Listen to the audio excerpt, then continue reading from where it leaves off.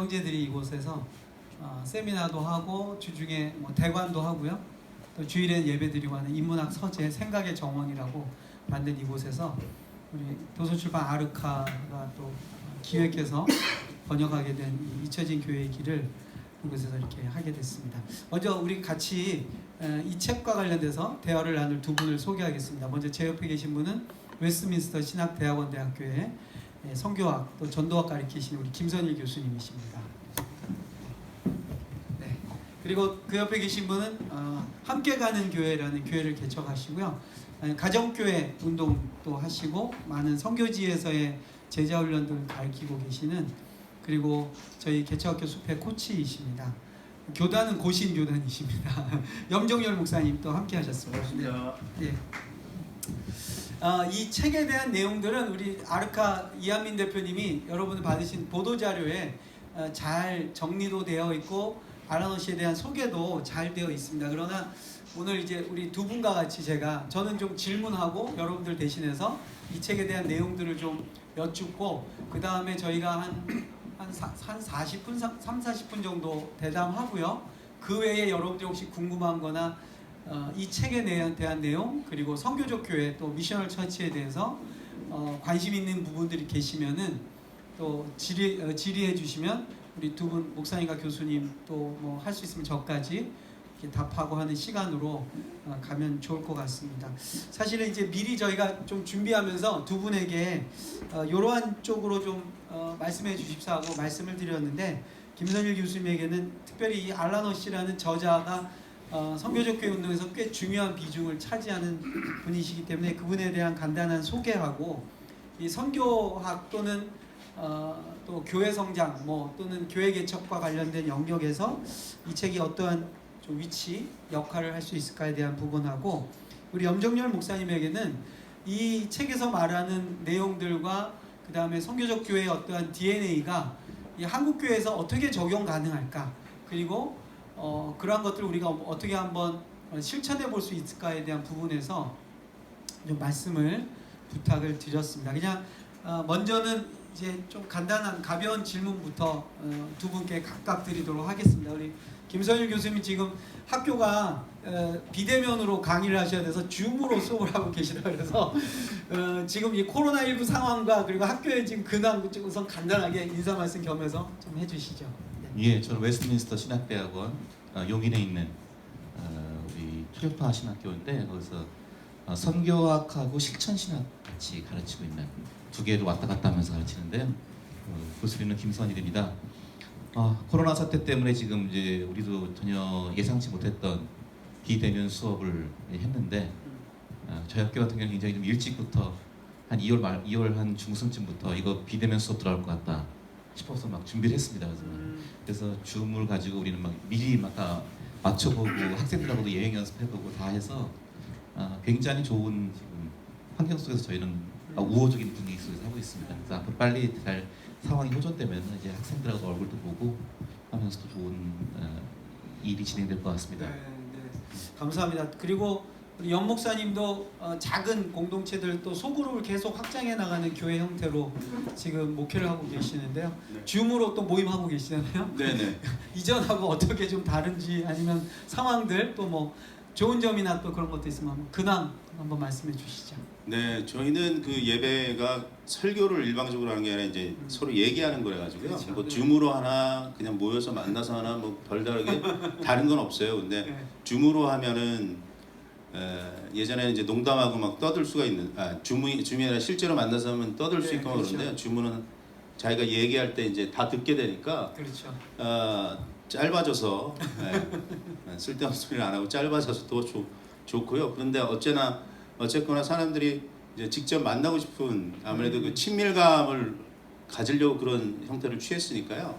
이게 몇 번은 뭐 새로 보니까 재미있어 하다가 그리고 또 나이 드신 분들도 있고 그러니까 좀 답답한 면이 있어가지고요. 네. 네. 어떤 데는 못 참겠다고 그냥 만나자 그래가지고 그렇죠. 걸리든지 말든지 막 그래가지고 그래서 네. 작은 만나기도 모임으로. 하고. 예. 50명 미만이었으니까 법적으로는 뭐 문제는 없어요. 네, 오프라인으로 만나서 네, 만나는 네. 케이스들도 있고 뭐 그렇군요. 그렇지 않은 케이스도 있고. 네.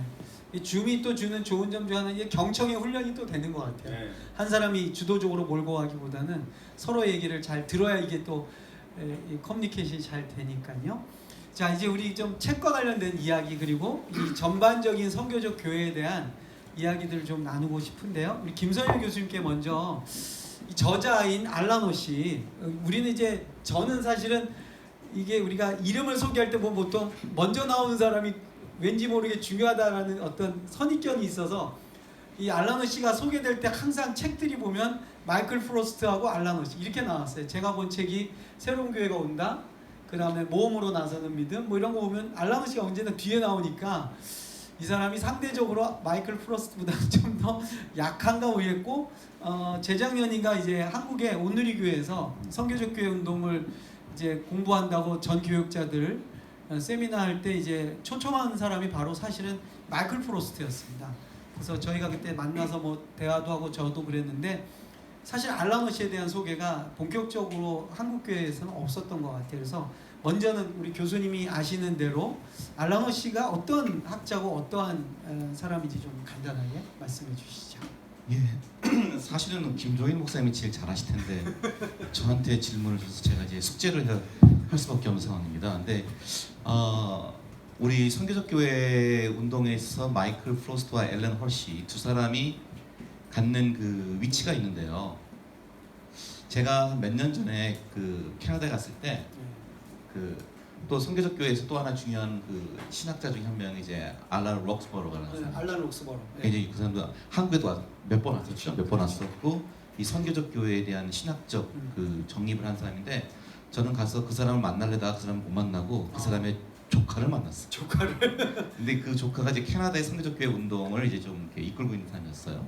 근데 그 사람이 이제 평가하기를 이 선교적 교회가 처음에 신학으로 나오고 무슨 소리가 이게 상공 한 4,000m쯤에 떠 있어요. 뜬구름 잡는 얘기만 하고 있어요. 그래서 신학적인 얘기만 하고 관념적인 얘기만 하고 그러다가 자기 삼촌이 와서 한 그걸 4,000m를 한 3,000m 미만으로 낮췄다는 거예요. 좀 더 밑으로 내렸다는 거예요. 네. 그 다음에 이제 좀 더 있다가 마이클 프로스트와 앨런 헐시가 나와서 이걸 한 1,000m 밑으로까지 내려서 성육신. 좀 더 이제 그 선교적 교회 담론이 좀 더 우리 실제 사역에서 어떻게 적용되고 있는지 어떻게 펼쳐지고 있는지를 보여준 사람들이다라고 이제 평가를 해요. 네. 그리고 자기는 이제 더 이제 땅에 참여시켰다 이제 이런 얘기인데 네. 자기 몫을 놔둔 건데 그 사람이 네. 근데 그 약간 농담으로 이제 약간 했던 얘기고요. 그러니까 이 선교적 교회가 원래는 이제 신학적 담론으로 나오고 신학적 고민으로 나오고 하면서 이것을 이제 실제 이것을 우리 교회 현장에서 구체적인 사역의 모델로 어떻게 나오는지를 그거를 발굴하고 소개하고 그 원리들을 알려준 사람들이 이제 마이클 프로스트와 앨런 헐시였고 이분들이 아마 2004년도에 미국의 그러니까 이 영어권에서는 2004년도에 The Shaping of Things to Come이죠. 네. 그래서 이 새로운 교회가 온다는 이제 우리나라에서 2010년쯤 나온 걸로 아는데 2004년도쯤인가 2003년에 4년쯤 나왔어요. 그래서 저도 당시 유학 시절에 그 책을 이제 제 동기가 미국인 동기가 저한테 소개해줘서 처음 봤었는데 저도 보고 이제 놀랐어요. 당시 이제 이런 움직임이 있구나. 그리고 네. 저도 그걸 보고 선교적 교회 얘기를 여러 번 들었었는데 이런 형태로 나타나는구나라는 걸 이제 저도 이제 당시 좀 감을 잡았다고 할까요? 좀 이런 어렴풋이 파악을 했었고 이런 운동이 있구나 해서 했을 때 역시 저자가 두 명인데 마이클 프로스트, 앨런 헐시 있으니까 앨런 헐시 쪽은 좀 뒤에 뭔가 이렇게 보조 작가 같은 느낌이 난단 말이에요. 그러다 마이클 프로스트는 또 그렇죠. 호주에서 또그 모울링 컬리지인가 대학 네. 교수예요. 모울링 컬리지 부학장. 부학장. 네. 뭐 있어도 되니까 우리 아무도 그렇죠. 우리의 좀 약간 속물적인 권위의식 때문에 먼저 그 사람한테 많이 집중되고 마이클 프로스트는 또 그 전에 또 책도 번역한 게 있어요 한국에. 그렇죠. 다른 책도 있었고 네. 또 무슨 유배자 뭐죠? 세상 또 하나 책이 또 단독 저서가 또 있어요. 나머지. 그래서 앨런 헐시는 약간 좀 후발주자 같이 있었었는데 저도 이제 쭉 선교적 교회 관한 책들을 쭉 보다 보니까 이 자꾸만 인용되는 게 Forgotten Ways라는 그렇죠. 이 책이 자꾸만 인용되는 거예요. 네. 그럼 자꾸 여기서 뭐 나왔대요. 여기서 뭐 있대요. 지금 내가 말하는 것은 우리가 말하는 것은 여기에 있다. 이걸 봐라. 자꾸만 이걸 보라는 거예요. 그래서 이 책이 뭔가 도대체 싶어갖고서는 사놓고 봤는데 책이 또 두껍더라고요. 그래서 워낙 뭐 이제 우리도 좀 이거 가급적이 빨리 좀 읽고 싶은데 좀 이 두꺼워서 엄두를 못 내고 있다가 이렇게 중간 인용된 부분 필요한 부분 있다 보니까 이제 한 중에 우리 아르카 출판사에서 이 책을 내겠다는 우리 김종인 목사님, 염종인 목사님도 계속 얘기하시더니 그런 야심찬 계획을 내서 나왔습니다. 근데 제가 이제 이 앨런 허시는 이분은 그 뭐 아마 거기 다 나올 텐데 여러분 가지고 계신 보도 자료도 있을 텐데 그 뭐 이제 호주 출신이고 뉴질랜드 원래 남아공 출신이었고 호주에서 살았고 지금은 이제 LA에 있는 것 같은데 이분은 선교적 교회 운동가라는 이미지가 많아요. 실제 전략을 만들고 그 선교적 교회들을 사람들에게 어떻게 이것이 이 원리가 들어가서 실제 교회가 일어나게 할 것인가에 대한 하나의 컨설턴트, 멘토 역할을 굉장히 많이 하시는 분으로 제가 알고 있어요. 네. 그런데 제가 좀 중요하게 보는 그 이분의 그 위치가 뭐냐면은 그 하비 콕스라고 하는 그 하버드 대학교의 이제 유명한 신학자 있죠. 그 사람이 쓴 종교의 미래라는 책이 있는데 그 책을 보면은 그 사람이 뭐 신학적 성향에 대해서 저도 이제 동의하지 못하는 부분이 있지만 어쨌든 그분이 진단하는 이 기독교가 앞으로 어떤 방향으로 할 것인가를 얘기하면서 기독교가 초대 교회의 당시에 그 가지고 있었던 신앙적 동력을 이제 많이 상실했다라는 그런 진단을 해요. 그러면서 지금 최근에 와서 의미심장한 움직임이 있는데 이제 우리가 하비콕스하면 일반적으로 볼 때 저도 굉장히 복음주의 성향이 전통이 있기 때문에 뭐 자유주의 신학자다 뭐 이런 말 하는데 그분이 보기에 굉장히 의미 있는 움직임이 있는데 그게 저 오세아니아 쪽 호주 뉴질랜드에서 굉장히 교회의 원초적 모습을 회복하려고 하는 그런 움직임이 일어나고 있다는 얘기를 해요. 그래서 그분이 마이클 프로스트나 앨런 허시를 거명하진 않지만 상당히 그 얘기를 하는 거 보니까 딱 이분들이 하고 있는 움직임을 말하는 거예요. 그래서 이게 왜 가능했냐? 오히려 기독교, 서구 기독교의 중앙인, 중심부인 미국, 영국이 아닌 호주라고 하는 거기서 좀 더 주변부에서 오히려 기독교를 더 진지하게 성찰하는 이런 움직임이 일어났다고 해서 저도 굉장히 이제 이분들이 상당히 중요한 의미가 있구나 이런 생각을 했었고요. 그래서 앨런 허시 같은 경우는 굉장히 이 책을 여러분들 보시면 이제 알겠지만은 이 선교적 교회에 대한 많은 그 관념적인 담론들을 어떻게 실제 우리 사역 현장에서 사람들과 사람들이 만나는 이 교회에서 이것을 우리의 실천적인 실제 경험할 수 있고 실천할 수 있는 이 사역으로 가져갈 것인가. 그렇죠. 이거를 앨런 씨가 아주 구체적인 예들을 통해서 또 이 사람 뭐 그림도 많이 쓰고 도표도 쓰고 도표 많이 아페스트 뭐라고 부르까 APST 네, 아페스트 뭐 이런 용어도 용어들을 많이 계속 쓰고. 만들면서 하는 상당히 제가 느낌은 좀 굉장히 브라이트하고 좀 창의적이고 그렇습니다. 그리고 굉장히 좀 실제적인 그런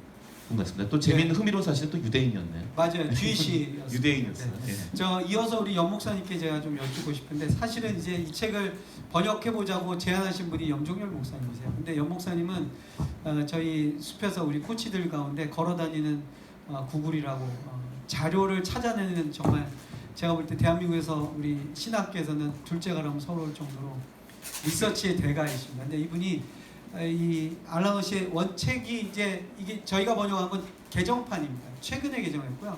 그 전에 나왔는데 굉장히 대폭 개정이 되면서 개정판이 나와서 이 책을 번역하자 그래서 그때 이제 목사님이 이야기한 내용 중에 이제 알란 허시가 독특한 게 뭐냐면 교수님도 말씀하셨지만 이분이 이론가면서 사실은 실천가예요. 그리고 운동가입니다. 이거를 실제 자기가 해본 사람이에요. 그리고 이제 목회를 또 했었잖아요, 그죠? 그 얘기를 좀 물론 책에 나오지만 연 목사님께서 알란 허시가 처음에 어떻게 이런 생각을 하게 된지 그 앞에 스토리에 대한 뭐 목회한 얘기들 아시는 대로 좀 책에 나와가지고 읽으시면 될 것 같아요. 그래도 호주에서 이제 이제 남아공에 있다가 호주로 왔는데 호주에서 읽어보시면 아는데요. 중간에 그 1, 2장이 다 쭉 나오는데요. 예, 유흥강가에 사는 사람들 중에서 이제 예수 만난 사람하고 이제 예수님 만난 사람들하고요. 이제 모임을 만들고 이제 그쪽에 그러니까 아주 세속적인 사람들과 공동체를 만들어서 함께 살고 뭐 이런 식의 일들을 경험하고요. 거기서 그 사역이 잘 돼서 자기가 속한 교단에 아마 우리말로 하면 전도부장인가 그렇게 됐어요. 그래서 자기네 교단에 속한 사람들을 훈련을 많이 했거든요. 그런 식으로 뛰어들 수 있도록 그런 걸 바탕으로 해서 4G라는 그 훈련 단체를 만들고요. 그게 이제 원래 호주에서 시작했는데 이제 미국이나 이런 데서 또 활발하게 이루어지면서 사실 우리 교수님도 말씀하셨지만 미국에서 활동하는 모든 사람들의 거의 어떤 이론적 실천적 배경이 될 수 있게 훈련한 사람이 알란 허쉬라고 보시면 그래서 하여튼 거기서 나오는 이름들을 보시면 그 약간씩 이 사람 책 베꼈거나 뭐 이렇게 요약했거나 그리고 거기서부터 시작했거나 아니면 그 포지 아메리카에 속한 사람이거나 뭐 이래요. 네. 네. 여기 참고로 여기서 말하는 4G는 5G의 그 4G가 아니고요. 그 대장간이라는 4G라는 그런 의미니까요. 철을 연단하지 뭐 사람들 훈련해서 뭐 그런 의미입니다. 하겠다고 뭐 이런 생각이겠죠. 뭐. 저도 이제 이분 책도 읽으면서 참 제가 좀 도전을 받은 게 뭐냐면 이분이 목회를 잘했어요. 그러니까 이 책의 그 동기가 뭐냐면 자기가 그 불황자들 그다음에 길거리 마약쟁이들 이런 사람들이 회심하면서 교회가 슬럼가 같은 곳에서 폭발적으로 성장을 했거든요. 그런데 어느 시점 가니까 멤버십이 바뀐다는 거예요. 뭐로 바뀌냐면 이제 호주의 중산층들이 자기네 교회 주류가 돼버리고 있다는 거예요. 그러면서 교회가 자기가 목회하는 교회가 초창기에 가졌던 그 어떤 여기서 말하는 이제 그 사도적 비범함, 그 어떤 정말 깜짝 놀랄만한 어떤 놀라운 어떤 그 현상들 능력들이 안 나타나고 굉장히 이제 제도권화되고 그 다음에 이제 안정을 추구하는 교회로 바뀌어버린데 교회는 커진 거예요. 그거를 이 사람은 심각하게 봤다는 게 저는 굉장히 놀랐어요. 우리 같으면 이제 교회 성장이 어떤 하나의 샘플이 돼서 여기저기 팔려가면서 뭐 얘기하고 강연하고 세미나하고 이래야 될 텐데 이분은 자기 교회가 그렇게 된 것을 문제라고 느끼고 이거는 아니다라고 얘기를 해서 다시 처음에 자기들이 개척했던 그때의 모습이 무엇이냐를 성도들하고 끊임없이 이제 탐구하고 리서치하면서 그 형태로 다시 돌아가려고 하고 그것이 이제 이분이 어떻게 보면 이 선교적 교회의 중요한 어떤 아이디어나 생각들을 만들어내는 계기가 된 게 그냥 저는 교회를 섬기는 목회자로서 제가 볼 때 성공한 그냥 교회 성장의 어떻게 보면 하나의 좋은 샘플로 본인이 치장을 해도 되는데 그것을 브레이크를 딱 걸고 다시 이 교회가 왜 이렇게 됐는가. 그래서 아마 이분이 성도에 대해서 그 내부적 인터널한 이 성도의 캐릭터에 대해서 계속 비판하는 게 이제 그 소비자 아닙니다. 소비자주의. 성도가 어느 날 종교적 소비자로 교회로 온다는 거예요. 그리고 그 종교적 소비자를 만족시키기 위해서 목회자들은 종교 전문가가 되는 그래서 이렇게 이원론적인 교회 구조가 됐다. 이게 오늘 우리 한국 교회도 좀 너무 비슷한 게 많다라는 생각에서 이 사람의 그런 문제 의식이 저한테는 굉장히 도전이 좀 됐었습니다. 교수님께 다시 한번 좀 다른 질문으로 좀 질문드리고 싶은데요. 교수님이 그냥 느끼시기에 또 교수님 보시기에 이 책에서 우리 알란 허쉬의 생각 중에 우리가 좀 정말 꼭 한번 생각해봐야 되고 도전이 되고 또 우리 한국 교회에 좀 유익이 되는 어떤 아이디어나 개념들이 있다면 교수님 보실 때 어떤 부분인지 한번 말씀해 주시면. 예, 이 책에서도 알란 허쉬가 강조하는 것 같은데 그래서 이 사도적 중심성, 이 사도성이라는 얘기를 굉장히 많이 하거든요. 근데 그 사도성이란 말이 이제 가만 제가 지금 이 책에서 중요한 개념으로 나오기 때문에 좀 보니까 결국은 그 우리가 복음에 있어의 미답지 영역에 대해서 그리고 교회 밖에 그리고 교회의 현재 형태가 정말로 복음에 충실한 형태인가에 대해서 계속 질문을 던지고 또한 세상과 교회 밖을 향해서 계속 교회가 성도들이 그곳에서 그리스도의 제자도를 구현하고 복음을 증언해야 한다는 이 영감을 계속 불어넣어주는 것 이것을 굉장히 전 중요한 사도성을 보는 것 같아요. 네. 이것이 초석이 되어 있지 않으면 그 나머지 모든 것이 형성될 수가 없다 이런 얘기거든요. 그래서 되게 재미있는 얘기를 하는 앞부분에서 하던데 지금 현재 사실은 이제 꼭 서구 교회들이 꼭 무조건 지금 쇠퇴한 것만은 아니에요. 전반적으로는 쇠퇴하지만 기성교단 교회들은 쇠퇴하지만 또 이렇게 복음주의 교회들은 성장하는다는 통계도 있어요. 근데 이분이 말하는 중요한 점이 뭐냐면은 현재 성장했다고 하는 교회들도 보면은 전체 뭐 미국의 인구 분포를 볼 때 한 40% 정도 해당되는 교회 친화적인 사람들, 좀 교회 문화와 친숙한 사람들에게서만 하나의 그 그렇죠. 성장한 것이지 더 많은 60%, 지금은 그러니까 교회와 낯선 사람들 한 60%될 텐데 60%더 늘어나고 있다는 거예요. 근데 그들에 대해서는 전혀 지금 접근도 못하고 전혀 그들과는 무관한 교회가 되어 있다는 그렇죠. 거예요. 맞아요. 이 점을 굉장히 지적을 하는데 네. 한국적인 상황에서 볼 때 이거 어떨까? 네. 우리가 한 60%일까? 저는 훨씬 높다고 보거든요. 그렇죠. 그리고 이 간격이 더 지금 넓어지는 게 아니라 벌어지고 있는 게 상당히 좀 그런 우려가 있어요. 그러면서 한번 우리가 좀 의미심장하게 네. 이 문제를 좀 새겨들어야 한다고. 네, 네.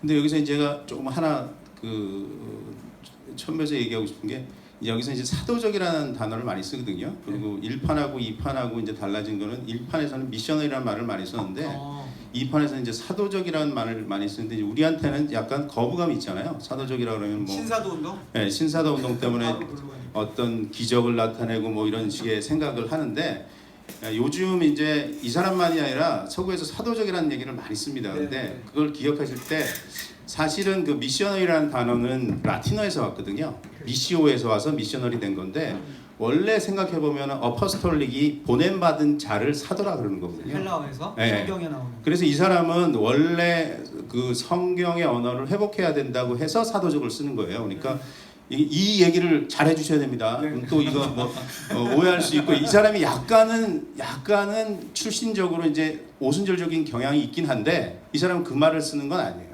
그러니까 그래서 사실은 그건 사도적이라고 할 때 우리가 이해할 거는 미셔너리구나라고 이해해야 된다는 거죠. 원래 그렇지. 성경적으로 보면. 네, 그래서 네. 이 사람은 이 판을 쓸 때 그냥 어퍼스톨릭이라고 계속 써요. 미셔너리란 말 안 써요. 왜냐하면 그게 맞으니까요. 그래서 사도적 교회. 예, 그 부분을 좀 잘 말씀해 주시고 사실은 우리도 이름을 좀 바꿔야 돼요. 그래서 성교적 교회보다는. 성교적 교회는 그 라틴어에서 온 거라서 성경적 그것도 없는 단어거든요. 근데 오히려 그 사도적이라고 사용하는 게 그게 미셔너리구나 이렇게 이해하는 게 더 낫고 그게 이제 미셔너리라는 거, 그 사도적이라는 게 좀 창의적이고 새로운 뭔가를 만들어내고 개척적이고 근데 그런 영성이 교회에서 좀 죽었고 그 아페스트죠. 아페스트 그에서 봤을 때 그 앞에 있는 사도적 그리고 선지자적 전도적인 부분은 좀 죽고 목양적이고 뭐 교사적인 부분이 너무 강해졌다 뭐 이런 얘기를 이 사람이 강조를 하고 사실은 지금 이 사람은 그 부분만 연구해요. 예, 왜냐하면 그 선교적 교회로 지금의 전통적인 스타일이 변하려면 그런 기능적이고 리더십이 바뀌어야 된다 그래서 요새 이 사람이 주로 하는 거는 그 6가지 어퍼스톨릭 지니어스에서 그 부분에 대해서 이제 교회들이 바뀌어야지만 리더십도 바뀌고 교회의 어떤 지향점도 바뀐다. 왜냐하면 자꾸만 이제 새로운 걸 만들려고 했던 촉이나 아니면 새로운 교회 흐름들에 대해서 이제 따라가지는 못하니까 그 부분을 좀 강조하거든요. 그래서 포인트가 이 사도적이라는 말이 미셔너리다. 네. 그 얘기를 많이 해주셔야 이제 이 책이 오해받지 않을 것 같아요. 좋은 용어들을 다 지금 네. 이상하게 변질되고서는 그렇죠. 사도적이란 말도 신사도 운동하고 이게 더 많이 쓰니까 좀 변질됐고 정말 성경적인 종말론 용어가 새창조, 새하늘과 새 땅이란 말인데 또 신천지상이 우리 용어의 좀 원래 그 거룩한 의미를 좀 회복할 필요가 있을 것 같습니다. 네. 그리고 사실 뭐 우리 보도와 관련돼서 또 기자분들 또 PD분들이 오셔서 제가 어떤 부분들은 좀 이러한 설명들을 좀 해드리는 이유들이 있습니다. 그래서 혹시 용어나 이런 것에서 불필요한 또 착각이나 오해가 독자들이나 한국교회 되면 안 되기 때문에요. 사실 교수님이 지적해 주신 부분은 우리 목회 현장이나 한국교회 현장에서 굉장히 중요한 포인트를 잡아주신 것 같아요. 뭐냐면 이게 한국 사회에 여전히 굉장히 많은 수가 미전도 종족, 선교적으로 말하면 복음에 대해서 못 들어보고 복음이 아직은 미치지 못하는 대상들이 너무 많다는 거고 미국이라는 그 아주 유구한 기독교 역사를 가진 미국 현장도 60% 가까이가 교회들이 그들을 향해서 다가가는 시도나 방식들이 전무하다는 거죠. 그러니까 알라노 씨는 교회가 이 기독교에 대해서 오픈되어 있고 친화적인 40%를 대상으로 이러저런 방식을 자꾸 적용하고 시도하지 말고 교회나 복음이나 기독교에 대해서 전혀 무관한 60%를 향해서 다가가는 전략들과 발상들을 할 때 이제 교회가 다시 사도성이 이제 나타날 것이다라는 그러한 지적을 또 교수님 해주셨고요. 목사님 말씀해주신 어떤 이 미셔널 처치가 이 미셔널이 이제 라틴어에서 온 거고 헬라 말로는 그게 바로 보냄받은 자, 바로 사도의 역할. 그래서 이제 알라노 씨가 아페스트라는 이제 장에서 여러분들이 보시면 알겠지만 이제 APEST에서 아포스톨, 그러니까 어포슬 사도, 그다음에 프로페트 선지자, 그다음에 이반젤리스트 복음 증거자, 그다음에 목사. 여기서 이제 파스터라고 안 하고요. 그를 셰퍼드. 그래서 아페스트에서 S로 바꿉니다. 왜냐하면 파스터 그러면 이게 또 목사라고 우리가 자꾸 이해하는데 바울이 에베소서에 말하는 그 목사는 원어로 보면 목자라는 의미예요. 그러니까 돌보는 자, 양을 먹이는 자. 그래서 이제 일부러 이것도 표현을 바꿨더라고요. 그래서 새로운 교회가 온다는 거긴 그거를 파스터로 썼는데 여기 잊혀진 교회 길에서는 그걸 다시 셰퍼드로 바꿨어요. 그러니까 양을 돌본다 해서 교회에 진짜 양치기가 있는 게 아니라 성도들의 그 부족함을 채워주고 돌보는 역할로서의 목자의 개념, 그 다음에 가르치는 자, 이렇게 해서 오중직을 이제 설명하고 있습니다. 다시 또 이제 한 바퀴 돌아서 교수님께도 질문을 좀 드리고 싶은데요. 교수님이 읽어보시면서 그 사도성, 사도적 지니어스 외에도 뭐 mDNA라는 표현도 있고요. 그 다음에 또 이러한 이런 샘플로 알라노 씨가 샘플로 드는 초대교회하고 중국의 지하교회, 또 그들의 어떤 그 컨텍스트, 뭐 그것과 관련해서도 혹시 또 교수님 언급하실 부분이 있으시면 또는 뭐 기타 다른 부분에서도 네. 말씀해 주시면 감사하겠습니다. 네, 일단 이 책이 굉장히 이분이 아마 그 선교적 교회 지도 이제 리더들을 훈련시키고 사람들에게 선교적 교회에 대한 교회론과 실제 사역들을 계속해서 가르치고 그들을 훈련시키는 오랜 그 경험과 연륜이 다 녹아진 것 같아요. 그래서 이제 결국은 이런 여러 가지, 왜냐면 이게 교육자로서는 항상 그 고민을 하거든요. 이게 어떻게 전달될 수 있을까? 이게 어떻게 이제 구체화될 수 있을까? 항상 그 고민을 하다 보면은 이제 뭔가를 이제 계속 그 도식을 만들고 도표를 만들고 원리를 만들고 어떤 스텝을 만들 수밖에 없는데, 그런 면에서 이제 이 책이 그런 구성을 가지고 있는 것 같아요.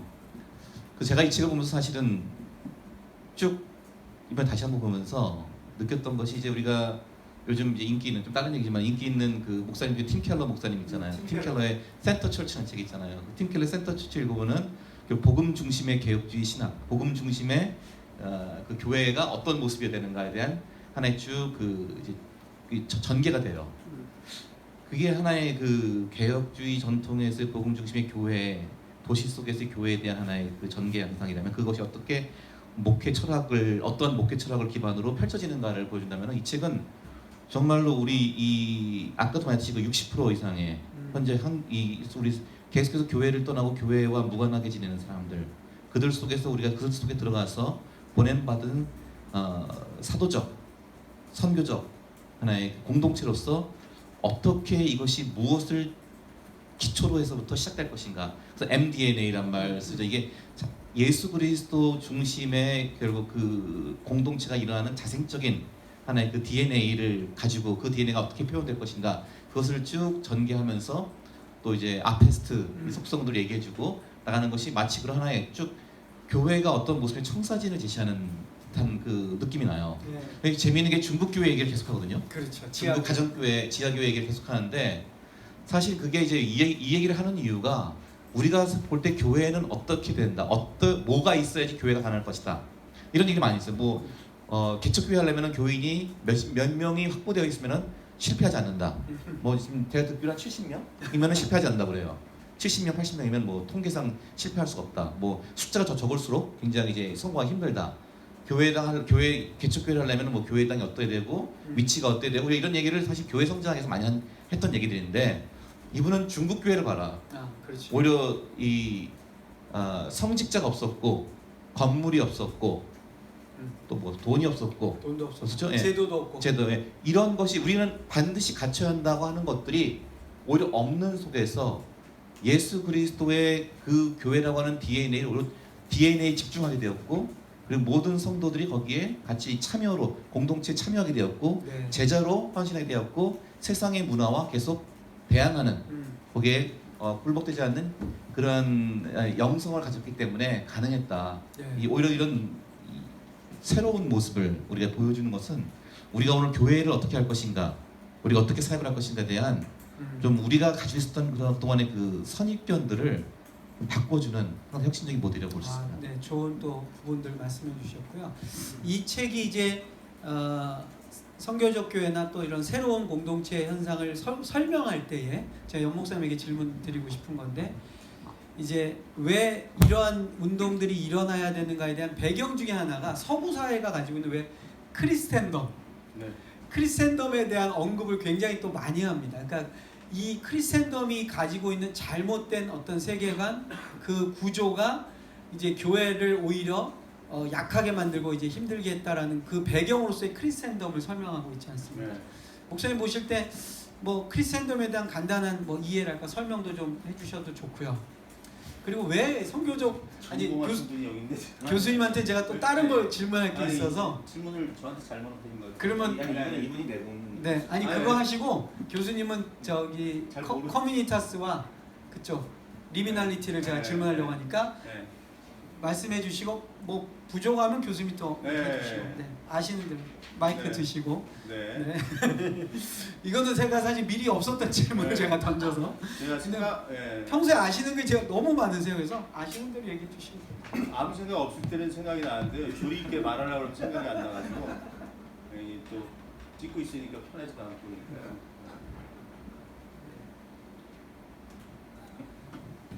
네. 크리스텐덤 크리스텐덤 뭐 문제는 뭐 많이들 얘기를 하시는데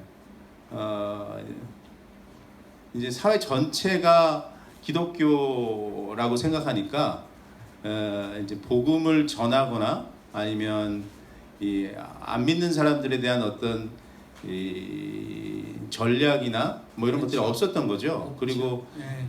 계속해서 그 뭐랄까요 정착 전략 어떻게든지 교회에 들어와서 있도록 만드는 것만 있었지 그 지역 사회 안쪽으로 들어가는 진입 전략 같은 것들이 그렇죠. 사실은 대단히 부족했던 것들을 갖고 있고요. 또 사실 그런 게 필요하지 않는 구조니까 그렇죠. 그냥 나면서부터 당연히 교회의 멤버가 되고 세례를 받고 이러니까. 그래서 그 신학 바탕으로 이제 주로 이제 신학교에서 가르치잖아요. 그래서 제가 그때 항상 이상했어요.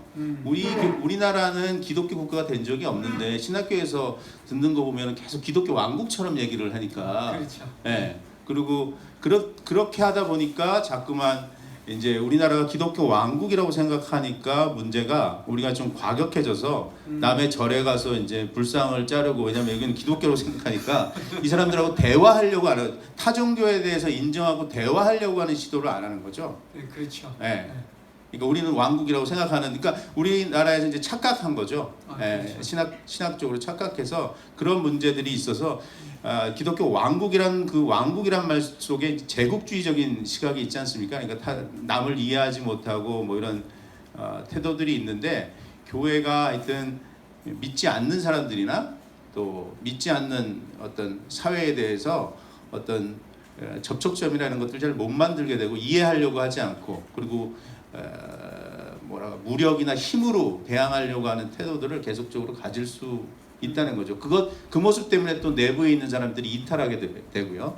뭐 이런 문제들을 가졌던 거죠. 그리고 이제 어떻게 보면 서구의 선교 역사가 이 크리스텐덤적 사고 방식에서 선교를 이루다 보니까 정복자의 선교가 되버립니다. 뭐 여러분 뭐 많이 들어보셨겠지만 군함과 선교사가 같이 가는 것이 하나의 당연한 선교의 어떤 패턴이 돼버리고 그것이 이제 어떻게 보면 서구의 선교 역사가 아시아나 아프리카에서 처절하게 실패할 수밖에 없었던 게 이해도 없고 상황 하나 토착화가 전혀 없는 상황에서 강요나 일방적인 형태의 복음 선포가 얼마나 제3세계에서 처참하게 무너지고 열매 없는 사역이 됐는가를 또 보여주는 게 그런 면에서 이제 이 크리스텐덤을 극복하려고 하는 어떻게 보면 이제 약자로서 또는 낮은 자리로 세상과 다시 대화를 시도하는 모습 속에 이 선교적 교회의 또 어떤 특징들이 나오지 않을까 하는 생각이 들고요. 이 책에서 이제 알란 씨가 또 하나 굉장히 중요하게 보는 그 뭐랄까요 해석해내는 세상을 해석해내는 공동체를 해석해내는 관점이 이제 조금 어렵습니다. 좀 말이 저희도 이거 번역을 처음에는 뭐 어떻게 해야 되나 했는데 이제 영어로는 리미널리티 그다음에 커뮤니타스 이 개념인데 이 내용이 사실은 마이클 프로스트하고 알란 허시가 다른 책 모험으로 나서는 믿음이라는 책에 또 이렇게 언급이 되지 않습니까? 제가 그 책은 김선일 교수님이 번역을 하셨어요. 그래서 제가 김선일 교수님에게 이 리미널리티와 커뮤니타스 이 부분을 좀 설명해 주시면서 좀 예. 말씀해 주시면 좋을 것 같습니다. 예, 리미널리티와 커뮤니타스라는 말, 이게 리미널리티는 경계성이라는 말로 번역을 하고 커뮤니타스는 굉장히 번역하기 힘든 단어예요. 이게 그래서 그냥 이 책에서도 커뮤니타스라고 그냥 음역을 했는데 저는 이걸 뭐라고 저도 이제 음역을 했는데 번역할 때는 제가 하나의 단어를 만든다면은 저는 공생체 뭐 이런 단어 만들어 볼 수 있다. 함께 이게 살아가는 공동체가 아니라 공생체. 공동체가 아니라 공생체. 야, 이게 진짜 그 정도의 의미가 있지 않을까? 상당히 좀 그렇죠. 죽고 사는 문제. 엄중하게 같이 이 생사를 같이 공유하는 차원의 그런 생각을 하는데 이게 같이 연결되거든요. 그 경계성이라는 것은 내가 그동안 익숙하고 편안하게 살았던 삶의 가장자리를 하는 거예요.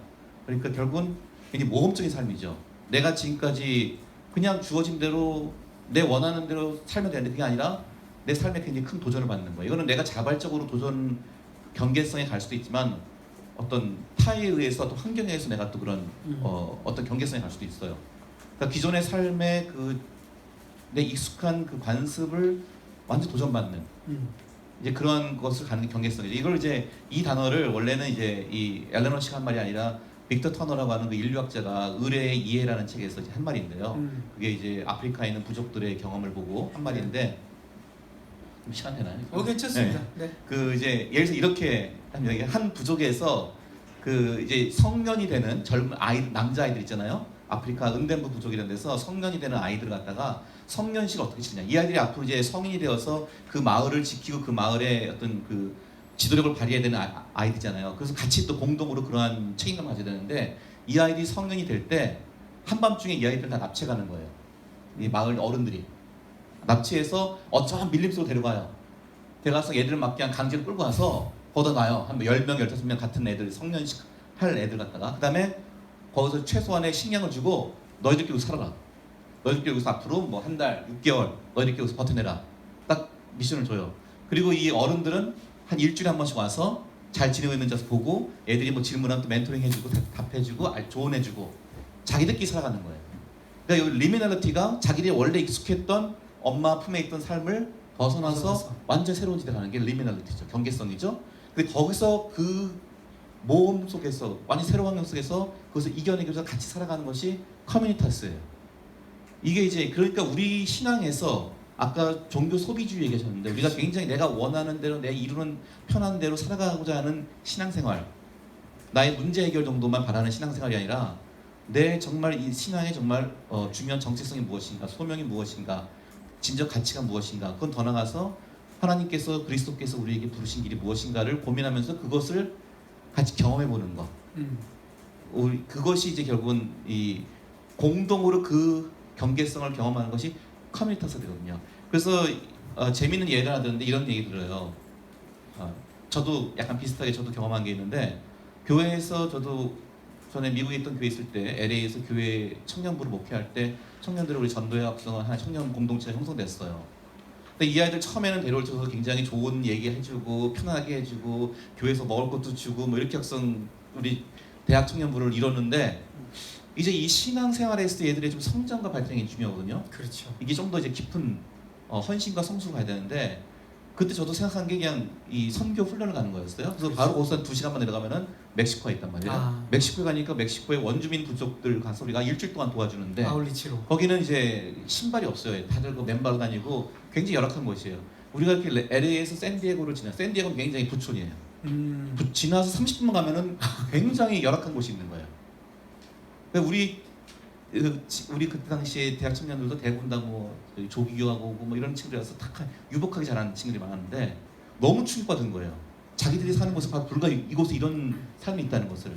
그리고 거기서 같이 우리가 이제 봉사 화장실도 만들어주고 뭐 애들 놀아주고 좀 하루 종일 땀 흘리면서 막 덥고 막 지저분하고 이런 거 같이 불편하죠. 그렇죠. 그 다음에 우리 같이 거기서 그게 이제 결국 리미널리티로 간 거예요.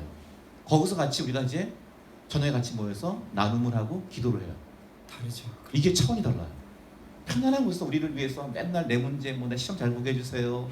나 뭐 우리 아버지 손금 좀 잘 좀 해주세요. 뭐 남자친구 생기게 해주세요. 이런 기도하다가 그곳에서 그 현장에서 같이 기도하고 성경을 보고 예배를 드리는 것이 차원이 달라지는 거예요. 그러니까 그렇게 해서 형성된 이 커뮤니타스라는 것은 굉장히 그 견고하고 강력하고 그리고 또 예수 그리스도께서 주신 사명을 계속해서 개척해 나갈 수 있는 중요한 하나의 기점이 된다는 거죠. 그게 이제 경계성과 커뮤니타스 우리가 좀 이해할 수 있는 한 가지 모습이라고 봅니다. 사실은 뭐 여기 계신 분들도 다 경험하셨겠지만 신앙이 자란다는 게 안락하고 편안하고 우리가 생각할 때 굉장히 좋은 환경에서 신앙이 자라는 게 아니라 굉장히 그 모험으로 나선 믿음에 보면 세 가지를 얘기하더라고요. 이 리미날리티의 환경이 뭐냐면 위험하고 모험을 해야 되고 용기가 필요하다.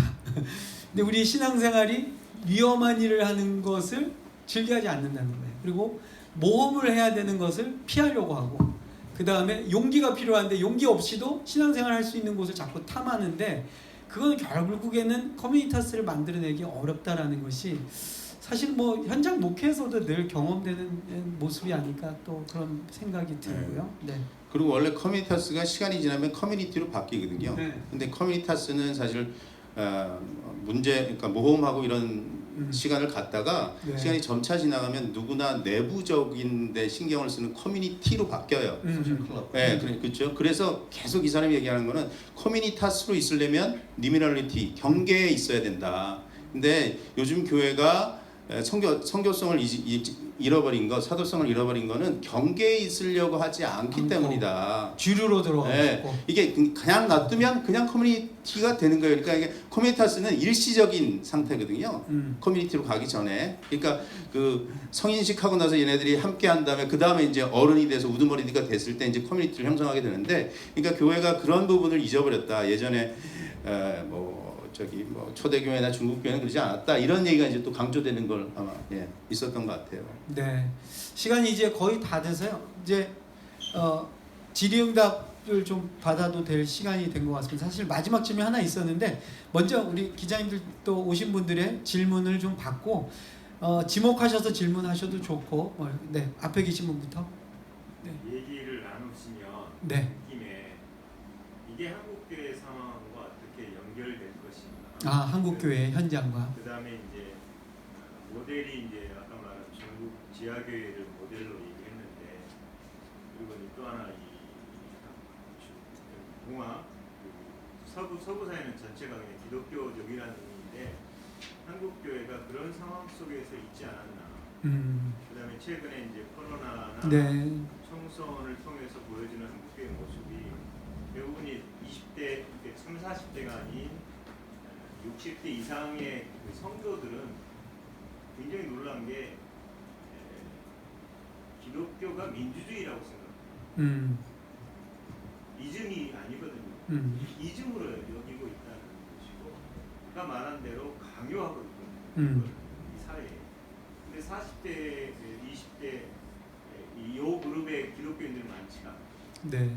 이랬을 때 저항이라는 것은 엄청난 저항인데 실제로 이거는 기독교를 저항한 거거든요. 그렇죠. 총선이 어떻게 보면. 그런 의미에서는 이 모델이 어떻게 들어갈 것인가.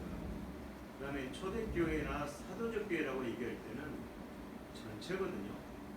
이게 복음의 전체인데 복음의 전체는 다 나타나야 돼요. 그러니까 단순하게 어떤 지금 말하는 어떤 것이 아니라 능력도 나타나야 돼요. 다 나타나야 되는데 그걸 왜 없냐는 거죠. 그런 부분에서.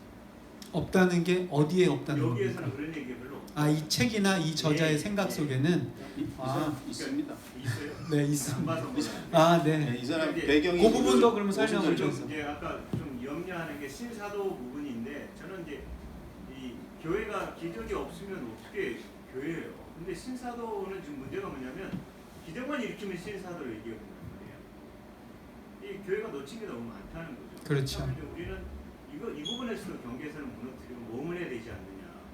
그러니까 복음이 나를 어떻게 변화시켰는가, 복음이 내 주변을 어떻게 변화시켰는가, 복음이 변화시킨 주변의 또 사회를 어떻게 변화시키고 이 복음이 국가를 어떻게 변화시키는 걸 봐야 되는데 실제로 복음이 나를 변화시키고 있다는 거죠. 좋습니다. 그 부분에서 목사님 뭐 네. 아니, 사실은 이제 이 책에서 책이 6가지 챕터에서 뒤에 6가지를 하나씩 강조합니다. 사도적 비범함을 조금 더 세분화해서 MDNA가 뭐냐 할 때 6가지 중에 첫 번째가 뭐냐면요, 예수가 그리스도라는 거예요. 그러니까 이 복음의 핵심을 놓치지 않고 있어요, 알라노 씨는. 이것이 전제되지 않은 공동체는 세상으로 보내지기가 어렵다는 거예요. 네, 예수가 그리스도다. 그 얘기는 이미 우리가 하고 있거든요. 근데 그 얘기하면 예. 다 알아 이렇게 얘기하거든요. 예수가 그리스도라는 것이 우리가 안락하고 편안한 장소에서 말하는 예수가 그리스도랑 하고 말하는 이 경계성의 자리에 가서 예수가 그리스도라는 말은 뭐냐면, 초대교회와 중국교회가 보여준 샘플은 뭐냐면 그 말을, 그 고백 자체가 그 사람으로 하여금 경계성에 몰아넣는 진술과 고백이라는 거죠. 그러니까 오늘날에 우리가 예수를 주로 고백한다라는 것이 잘 먹고 잘 살고 성공한다는 의미에서의 예수가 나의 주다라는 의미가 아니라, 내가 예수를 주로 고백함으로 인해서 이 한국 사회에서 굉장히 밀려나가고 고통받고 또는 따돌림 당할 수 있는 그 상황 속에서 내가 그 행동이 예수가 나의 주이기 때문에 내가 이 행동을 한다라는 샘플들과 현상들이 나올 때, 그것이 이제 교회가 갖고 있는 비범함이 보여진다라고 이 사람은 얘기하는 것 같아요. 제가 볼 때는 네, 그런 의미인 것 같고, 또 앞에 우리 또 질문하신 것 중에 또 혹시 추가적으로 좀 대답해 그러니까 주실 거 이제 그런 것 같아요. 제가 이 성교적 교회 운동이나 또 그 앞에 있었던 이머징 교회 운동을 다 봐도 이제 상당히 이제 예수의 주대심을 굉장히 강조하는데, 그것은 이제 이런 얘기를 강조할 때는 우리가 보통 많이 예수 그리스도의 주대심이라는 단어하고 예수 그리스도 우리의 구세주로 한다는 개념하고 약간 대비가 되거든요. 세이비어라고, 그러니까 예수님이 내 죄를 용서하셔서 나를 천국에 하신 구세주다라는 식의 신학, 그게 굉장히 중요한 우리 핵심적 신학 기반이죠.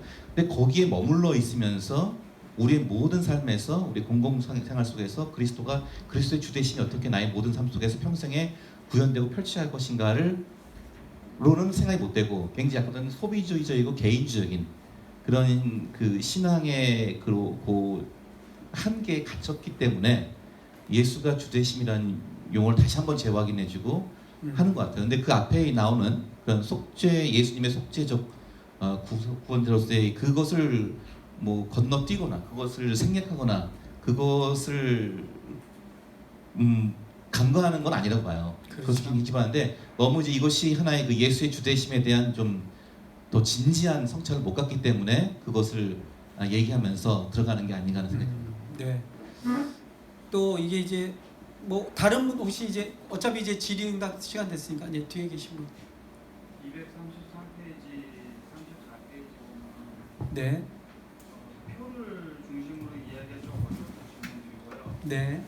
그 앞에 보면 33페이지에 보면은 두 번째 윗부분은 사람을 변모시키려 할 때 전인으로 돼야 된다 이 이야기에서 옛생각, 두 번째 단락 따라서 옛생각과 옛행동으로는 혹은 옛생각과 옛행동 뭐 이런 언급한 것도 있잖아요. 네네. 이것들이 이 표를 중심으로 이해가 좀 어려워서 좀 설명을 좀 해주실 수 있는지, 그리고 이것이 궁극적으로 거듭난 사람이 이렇게 변한다라는 식의 얘기인 건지. 네. 네.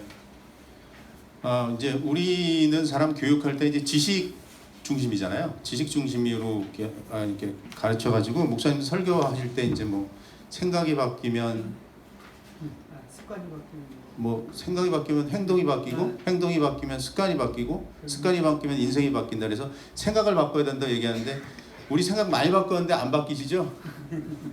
그게 이제 서구적인 헬라적인 사고라는 거죠. 자꾸 생각을 바뀌면 바뀐다 그러는데, 사실 성경은 믿으라는 얘기와 함께 순종하라는 얘기를 같이 하잖아요. 그래서 경험해보지 않으면 안 바뀐다는 거예요.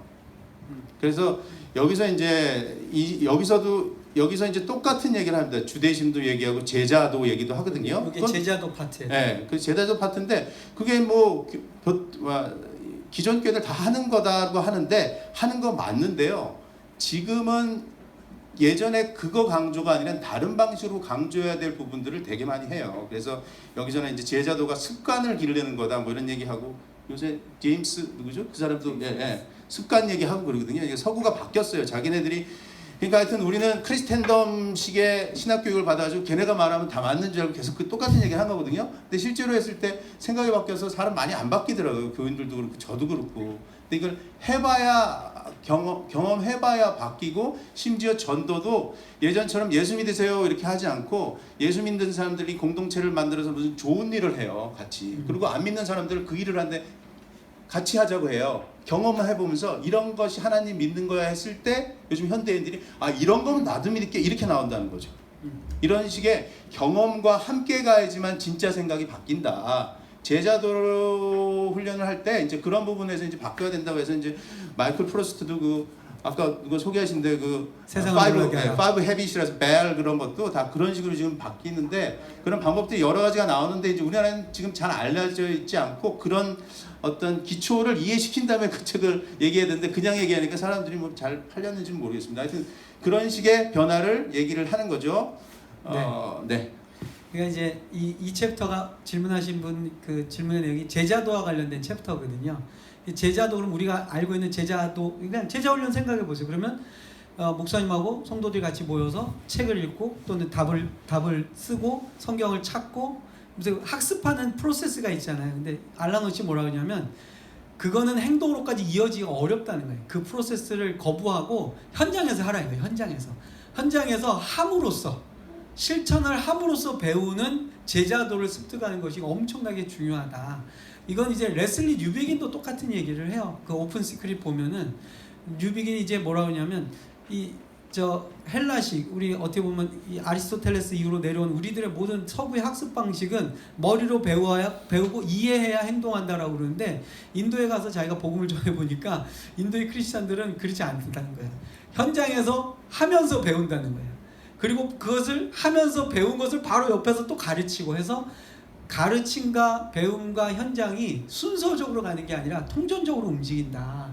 그게 이제 아마 알란 워치는 이걸 제자도의 파트에서 그렇게 제자도를 설명한다라고 이해하시면 좋을 것 같습니다. 네, 그리고 그게 이제 히브리식이다. 그렇죠. 그게 이제 히브리식이라는 거죠. 아까 세븐 헤빗이 아니라 파이브 헤빗. 세븐 헤빗은 하도 유명한 책이라서. 또 다른 네. 그 내용에 대한 질문인데요. 그 리미널리티랑 네. 를 통해서 지금 기독교 신앙을 생각해보는 거에 대해서 이제 제가 잘 이해했는지 궁금한 게 네. 말씀해주신 대로 리미널리티는 일시적인 거잖아요. 코미니타스가 경계성, 리미널 때 경계성. 경계성이 계속되지는 않잖아요. 그렇죠. 네. 그걸 경험하고 나서 그 안에서 커뮤니타스를 일시적으로 경험하고 나서 그 뒤에 커뮤니티가 되는 것이 같아요. 그런 의미에서 이제 그 리미널리티에 있으면은 위험하고 또 용기가 필요하고 또 모험을 해야 되는 그 상황이기 때문에 이 나란 허씨가 중국 지하교회나 그리고 또 초대교회 네. 이렇게 모델로 하는데 사실 우리가 한국 상황에서 이걸 읽을 때는 저는 그 부분이 조금 이제 궁금했던 게 그러니까 우리는 가만히 있으면 위험하지 않고 그리고 용기를 내지 않아도 되는 상황에서 어떻게 우리가 기독교를 신앙할 것인가 했을 때 중국 교회나 이 사람들은 가만히 있어도 위험하고 모험해야 되는 사람들이었는데 우리는 이제 그렇지 않잖아요. 그러면 컨디션이 네, 그럼 우리는 이분이 말하고자 하는 거는 그 리미널리티라는 것을 우리가 만들어내라는 거죠. 그렇죠. 네, 그런 그렇죠. 상황을 아주 좋은 포인트. 그거를 이렇게 쫙 늘려서 그 안에 이제 있으라는 그런 내용이신 건지. 리미널리티는 지금 말씀했던 그 초대교회나 주교교회의 상황은 굉장히 그 큰 거시적 환경에서의 그런 어쩔 수 없이 주어진 하나의 리미널리티는 우리 삶 속에서도 얼마든지 많다고 봐요. 그렇죠. 우리 누군가에게 우리 옆집 사람에게 전도하려고 한다. 이거 리미널리티예요. 나와 다른 사람이에요. 나 모르는 사람이고 낯설어요. 내가 그 사람 만나기 용기가 필요해요. 그 사람한테 뭔가 친절을 베풀래도 내가 한 발짝 내 삶의 편안함을 벗어나야 돼요. 이게 다 하나 리미널리티거든요. 이게 더 점점 쌓이면 이제 뭐 탐구나 선교 되는 것이고 하는데 우리 삶 속에서 그러한 리미널리티가 굉장히 많이 있어요. 우리가 그걸 외면하고 있는 거예요. 사실은. 그리고 신앙생활이 나로 하여금 그 리미널리티 쪽으로 가게하지 않고 계속 나에게만 나를 위한 것, 내가 편안한 것, 나의 지금 관심사로만 표현되는 게 사실 그 리미널리티 역행하는 방식이죠. 우리 삶 속에서 이미 우리가 성경 말씀을 진작에 보면은 우리가 뭐 전도를 얘기하고 선교를 얘기하고 혹은 우리 자신이 살고 있는 일터에서 관계 속에서 우리가 인내해야 될 게 있고 우리가 그리스도의 본을 보여야 될 일들이 많이 있잖아요. 이런 다 리미널리티거든요. 사실 이것이 결국 우리 안에서 중요한 공동 화제가 되고 대화의 주제가 되고 그리고 그것을 같이 서로 격려해주고 또 그것을 같이 어떻게 이겨내는지를 같이 가르쳐주고 하는 것이 이 커뮤니티에서 될 수 있겠죠. 그래서 작은 단위에서도 리미널리티와 커뮤니티에서 저는 항상 경험될 수 있다고 봐요. 네. 그러면은 그 리미널리티를 경험한다는 것은 예. 한국의 전통적인 교회나 일반 교회에서는 어렵과 불가능한 컨텐츠 아니죠. 자체가 아니죠. 아니죠. 네. 네. 뭐 연 목사님께서 네, 뭐 말씀하셨던 것처럼 기존 교회에서도 옆집에 전도하러 하잖아요. 예, 근데 이제 그 위험성이 있잖아요. 요즘 더 위험하잖아요, 그죠? 그리고 사실은 리미널리티적인 도전이 한국 교회는 지금 상당히 많은 게 다들 교회에서 좀 불만 많으시잖아요, 그죠? 그 불만이 되게 좋은 생각일 수 있어요. 왜 우리 교회는 이거 안 하지? 왜 이런 사람들 관심이 없지? 그리고 심지어 제가 목사님들 다 만나봐도 교회는 이게 아니라고 다들 그렇게 얘기는 하시고 그냥 그대로 하세요. 근데 이거를 원래 이게 우리가 가진 기독교의 성격이라는 걸 받아들이지 않고 거기에 머물러 있어서 그런데 뭔가 불만이 있으면 그게 나쁜 게 아니라 그걸 자꾸 목사님이나 딴 사람한테 하라 그러지 말고 자기가 하면 되잖아요. 예. 그걸 하라는 거예요, 이 사람은. 사실은 이제 그게 알라노 씨가 말하는 사도성입니다. 그러니까 다 괜찮다고 그러는데 어떤 사람은 이게 교회 마저 하는 이상한 생각을 하는 거예요. 또는 불만이 있는 거죠. 거룩한 불만. 왜 교회가 이렇게? 왜 우리 계속 기독교라고 욕을 먹어? 그리고 왜 교회는 항상 이런 걸 지향해? 우리는 다르게 하면 안 돼라고 하는 소수의 무리들이 있어요. 보면 있잖아요, 그죠?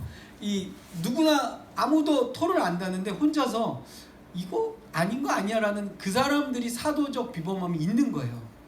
근데 그 사람들을 죽이거나 쓸데없는 소리 하지 마 이게 아니라 그 사람들의 그런 거룩한 어떠한 똘끼를 발현하게 해줘야 된다는 거죠. 그러면 그 사람들이 리미널리티로 가서 자기랑 비슷한 무리들을 끌어모아가지고 커뮤니타스를 만들어내는 거죠. 그러면 오히려 변방과 가장자리에서 변경해서 중심에서는 생각하지 못했던 시도들과 어떠한 테스트와 어떤 것들을 막 만들어내는 거예요. 근데 이 구조가 우리 한국교회 안에서는 굉장히 중심 구조로 있다 보니까 밖으로 나가는 아울리치하는 이상한 무리들에 대해서 자꾸 거세시키거나 죽여버리거나 그러한 의식들을 그건 잘못된 거라고 막아버리는 상황에서는 어쩔 수 없이 리미널리티의 상황을 만들기 굉장히 어려운데 분명히 우리 구성원들 안에는 그런 사람들이 있어요. 여기 보세요. 고신에서 아주 잘 나가는 대형교회 부목사님 하시다가 왜 갑자기 뛰쳐나가서 개척을 하시겠어요? 자, 이거는 찍지 마시고요. 네, 경제성으로 나가는 노예에서 알면 안 되기 때문에. 네, 고신에서 하면 큰일 납니다. 저쪽 우리 자매님이 먼저 손을 들어서 네. 네. 그 이제 굉장히 공감하는 내용들인데요. 우리나라 그러니까 한국교회에서도 사실 이 나름의 경계로 비춰지는 모습들이 좀 있단 말이에요. 네. 저는 이제 지금 이제 질의 듣고 하면서 드는 생각이 안 좋은 예가 어쩌면은 이제 기독자입니다. 그리고 또 그게 또 좋은 예가 될 수도 있겠다라는 생각이 또 문득 들더라고요. 이 한국교회 안에서 이 경계성 그리고 이 뭐라 그래야 되지? 좋은 예와 나쁜 예가 될 수 있는 혹시 그런 예를 조금 더 말씀을 해주신다면 저희가 이제 옆집 전도하고 이런 걸 떠나서 네. 사회 현상에서 교회가 일어나고 있는 현상에 대해서 조금 예를 조금 들어주시면 이해가 좀 쉬울 것 같아요. 그런 어떤 괜찮은 예들 그러니까 이런 건 더 필요하다. 혹시 그런 것들이 혹시 있을까요? 사례 같은 그러니까 뭐 그 지금 말씀하실 때 사례보다는 그 기준점이 있어요. 여기서 말하는 거는 그러니까 사실은 섬기려고 하고 환대하고 사랑하고 이런 표현이 돼야 되는데 그럼 금방 아시잖아요. 경계성을 넘었다고 생각하는 것 중에서 막 저주하고 혐오하고 막 이런 건 그 경계성 넘은 게 아니죠. 그렇죠. 그 안에서 이제 어쨌든 들어주려고 하고 우선 경청이 아주 중요합니다. 들어주려고 하고 자기가 말을 먼저 하는 게 아니에요. 제가 하여튼 길거리에서 전도하다 보면 안 믿는 사람들이 제일 기분 나쁜 게 뭔가 하면 네. 아니 내가 보니까 나보다 못 배운 것 같고 모르는 것 같은데 혼자서 다 떠든다는 거예요. 뭐 예수고 뭐고 제일 기분 나쁜 게 자기 혼자 다 아는 것처럼 지가 하나님인 것처럼 나한테 해가지고 우선 그게 정남이 떨어져서 안 믿겠다는 거예요. 근데 사실 그렇지 않습니까? 그죠? 솔직한 얘기로 자기가 전도할 때만 다 아는 것처럼 얘기하지 다들 의문도 있고 이상하고 막 그런 것들이 있잖아요. 그런 건 함께 같이 나누고 듣고 이런 태도를 가져야 되는데 지금 뭐 한국 사회에서 경계성을 넘어 좀 이상한 일을 행동을 했을 때 그분들의 말투나 이런 걸 잘 보면 거기에 환대가 있는지 경청이 있는지 사랑이 있는지로 금방 판별할 수 있죠. 그렇죠. 태도부터 바뀌어야 된다면. 여기서는 그걸 얘기해요. 미셔널은 사실 태도예요. 세상에 대한. 그러니까 아까 그 크리스텐덤 그쪽이 자꾸만 그런 왕국적인 태도를 갖거든요. 네, 정복자적인 태도를 갖는데 그거 빨리 버려야 된다는 태도가 한 부분이 있는 거죠. 그게 전부는 아닌데 그랬을 때는 금방 나타나서 보시면 알잖아요, 그죠? 텔레비에서 나오면 누가 아니고 긴지. 제가 봤을 때 저건 기독교가 아니에요. 말 속에 있어요, 자기가 아니라는 얘기가. 근데 거기에 그건 줄 알고 끌려가는 걸 보면 제가 너무 답답하고 제가 목회할 날이 더 오래 남아가지고 정말 답답합니다. 저러면 안 되는데 거의 다 하신 분들이 계속 얘기하시잖아요, 그죠? 근데 그렇게 하면 안 되죠. 네. 빨리 바꿔야 돼요. 우리 또 네. 제 그 태도 말고 그 코뮤니타스 부분에 나오는지 모르겠으나 교회 공동체의 모습, 그러니까 사도적인 교회를 할 때 기적이라든지 그 어떤 영적인 파워, 그 다음에 물질의 공유, 그러니까 뭐 교회 공동체의 모습도 책에 나옵니다. 그런 부분들 혹시 소개되는 게 있는. 제가 본 거는 이제 알란 씨가 초창기에 자기가 개척했을 때 그 어떤 놀라움이 뭐냐면 그 물질적 공유는 뭐 당연히 나오고요. 그러니까 그들이 그 소유의 개념에서 굉장히 자유로워진다는 거예요. 그리고 뭐랄까 이 장벽이 사라지는, 그러니까 굉장히 확 오픈되는, 그게 이제 은사적인 부분도 그렇고 관계적인 부분도 그러니까 마약하는 사람들, 이런 사람들이 복음을 듣고 나니까 막 경계를 뛰어넘는 역사들을 막 한다는 거죠. 주도적으로, 자기들이 자발적으로. 그러니까 이거는 학습이나 뭐 어떤 교육이 아니라 그냥 성령의 역사가 굉장히 자유분방하게 나오는 현장들을 자기가 실제로 보았다라는 이제 그런 내용들이 또 나오는 것도 있고요. 그죠? 네, 근데 구체적으로 어떤 걸 그렇게 얘기하지는 않죠. 안 해요. 왜냐면 이분이 연 목사님 말씀처럼 본인의 백그라운드에는 오순절적인 게 있어요. 그래서 균형을 잡으려고 되게 애를 쓰는 부분들이 이렇게 숨겨진 어떤 모습이랄까? 그렇죠. 그렇게 보이더라고요. 이 사람 되게 포괄적이에요. 포괄적이라서 제가 이제 이게 빨리 소개되기를 바랬던 이유가 뭐냐면 사실은 미셔널 처치 아까 우리 교수님도 말씀하셨는데 자기 담론이 사실 대단히 듣고 있으면은 그럴 듯도 한데 실제로 그럼 어떻게 하냐? 도대체 어떻게 하라는 거야? 라고 하는 말을 한국만이 아니라 미국에서도 하거든요, 사실은. 자기네 나라에서도 지금 늘 그게 문제예요. 어떻게 하냐. 근데 이 사람이 그 하늘에 떠 있는 그 담론을 약간 패턴화, 유형화한 거예요. 이런 특징 6가지를 가져야 되고 이게 다 같이 있어야 된다라고 하는데 그 6가지 중에는 전통적인 교회에서 가지고 있는 특징도 포함한다는 거예요. 그러니까 선교적 교회 하면 전통 교회는 아니다라고 하는데 그렇지 않다는 거죠. 원래 있었던 교회가 가졌던 어떤 특징들을 계속 이어져 가는 거기 때문에 그걸 포함합니다만 아까 말했다시피 제자 훈련이 그냥 어디서 그냥 학교처럼 하는 그런 제자 훈련은 아니에요. 똑같은 개념이지만 다른 형태로 상황화를 해야 된다는 얘기를 이제 하는 거죠. 그래서 이게 대단히 포괄적이기 때문에 제가 좀 이게 빨리 알려지기를 바랬던 거는 전통교회에서도 충분히 전환도 되고 이미 가지고 있는 거를 지금에 맞게 바꿔도 되고 이래서 뭔가 포괄하는 모습이 있거든요. 그래서 뭐 오순전적인 그런 부분도 사실 이 사람은 인정하지만 여기다 막 쓰지는 않았을 것 같아요. 그리고 그게 중요하지 않아요. 왜냐하면 기독교가 더 넓기 때문에.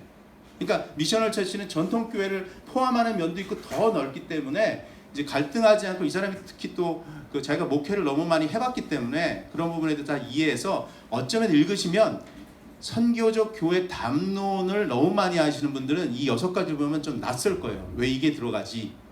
라고까지 할 수 있을 겁니다. 그런데 이제 제가 시간이 많이 갔는데 조금만 더 얘기할까요?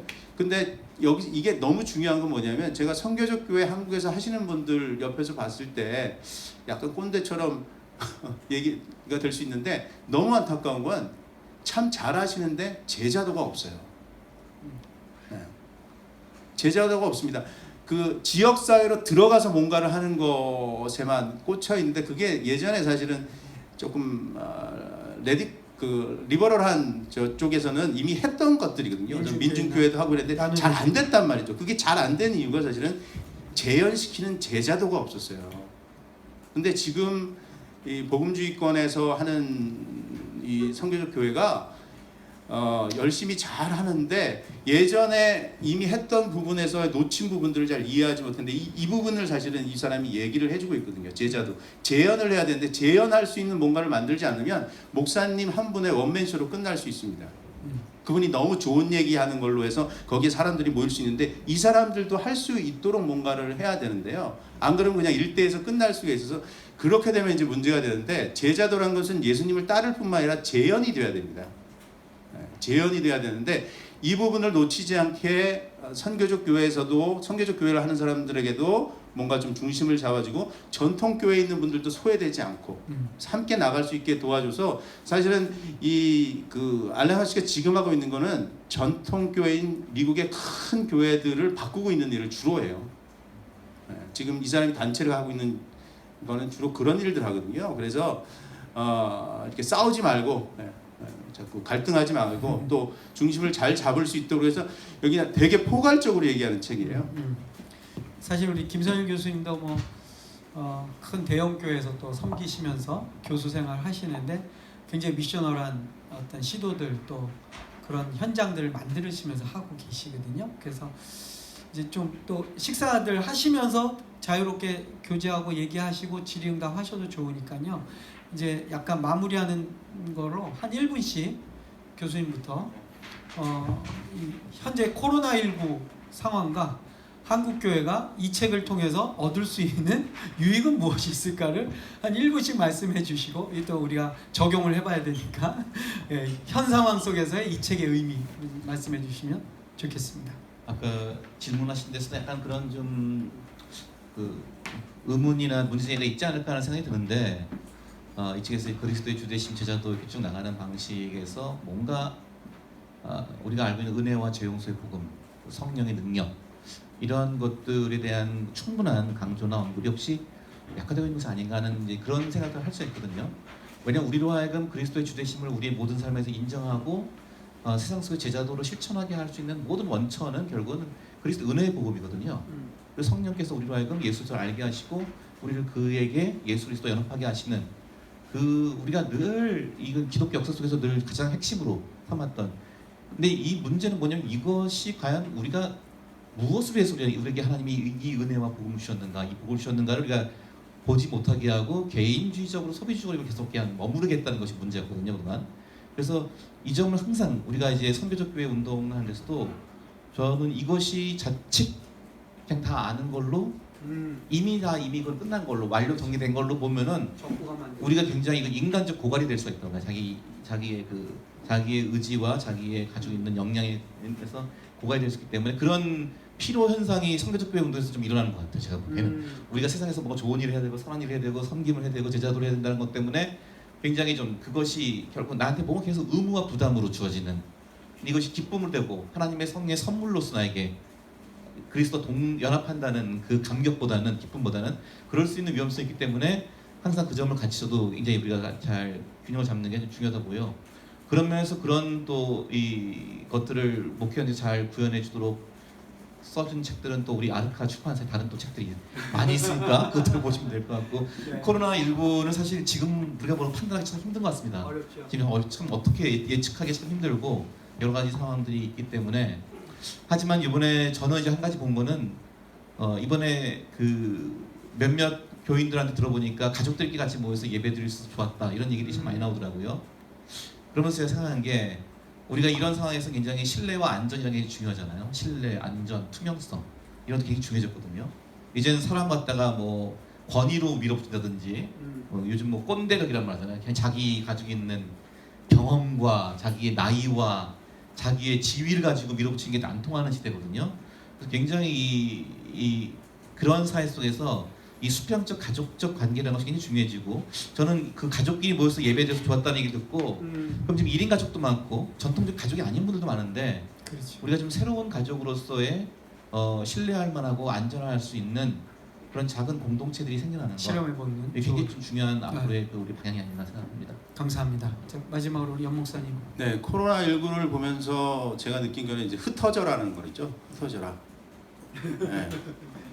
네, 모이지 말고 흩어져라가 핵심인데, 그랬을 때 우리가 잘 생각해 봐야 되는데, 목회자들이 그러면 성도들을 흩어질 수 있도록 훈련했는가를 한번 잘 생각해 봐야 되죠.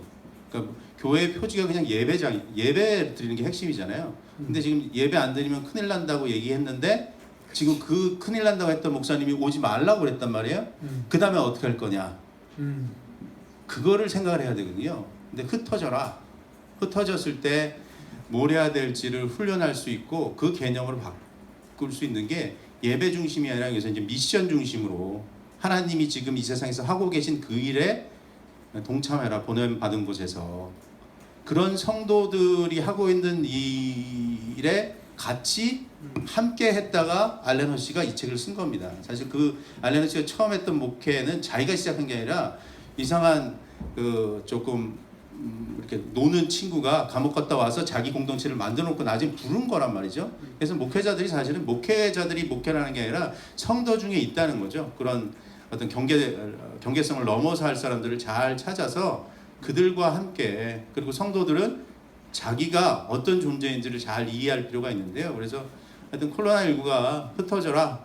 그리고 목회자들한테는 성도들을 흩어지게 훈련했는가? 네, 그런 얘기들을 하고 있는 것 같아요. 네. 이제 뭐 마감 마치고 저희들 이야기 수다는 좀 끝내고 식사해도 되죠, 대표님? 네, 그래서 좋은 책을 사실은 이게 제가 대표님한테 말씀드릴 때 얼마나 팔릴지 모르겠다고 그러면서 번역하고 하자고 그랬는데 기꺼이 해주셨어요. 그래서 우리 아르카 이한민 대표님께 다시 한번 감사의 말씀드리고, 또 오늘 이렇게 쉽지 않은 상황인데 함께 자리에 해주신 여러 우리 기자님들과 또 오신 분들에게 감사의 말씀을 드립니다.